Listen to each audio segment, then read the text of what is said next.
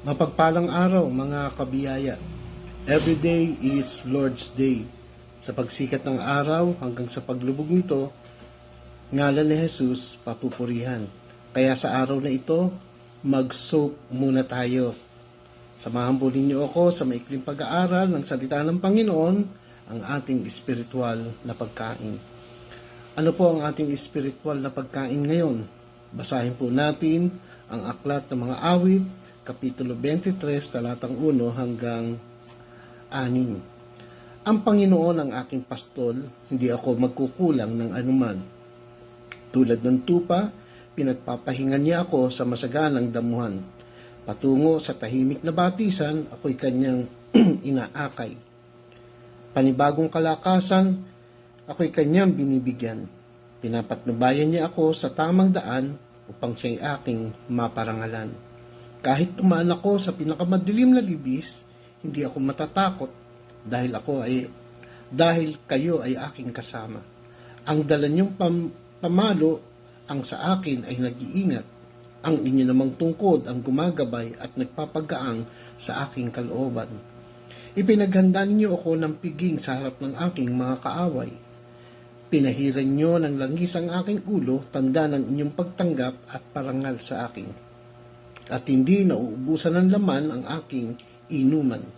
Tiyak na ang pag-ibig at kabutihan niyo ay mapapasa akin habang ako'y nabubuhay at titira ako sa bahay niyo, Panginoon, magpakailanman. Purihin po ang salita ng ating Panginoon. Natuklasan ng maraming tagasunod ni Kristo na ang araw-araw na oras ng pagbabasa ng Biblia at pananalangin ay mahalaga sa kanilang paglalakad ng pananampalataya. Ang tahimik na oras na ito ay isang pag-alis sa mga panlabas na distraction upang kumonekta sa Diyos. Ang mga luntiang pastulan at malinaw na tubig ng awit, Kapitulo 23, talatang 2, ay higit pa sa isang magandang tanawin sa bansa. Sinasabi nila ang ating pakikipag-isa sa Diyos kung saan ibinabalik niya ang ating mga kaluluwa at inaakay tayo sa kanyang mga landas. Lahat tayo ay maaaring maglaan ng oras upang makipagkita sa Diyos. Ngunit paano ba? Magsimula sa isang maikling panalangin para sa patnubay, pagkatapos ay basahin ang Biblia sa loob ng ilang minuto at tapusin sa isang maikling oras ng pananalangin na kinabibilangan ng pagsamba, pagtatapat, pasasalamat at pagsusumamo para sa iba. Napakahalagang maglaan ng oras ngayon para kumonekt sa Panginoon na siyang ating buhay. Purihin po ang Diyos, tayo po ay manalangin. Ama, salamat sa pagkakataon na kami ay may pagkakataon na makadulog sa iyo sa panahon ng aming tahimik na oras. Dito kami ay yung kinakatagpo. Amen.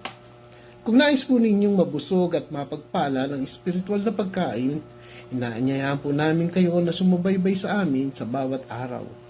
Maaari nyo rin po itong i-follow, like and share para mas marami pa ang mapagpala at maabot ng mabuting balita. God bless po sa ating lahat.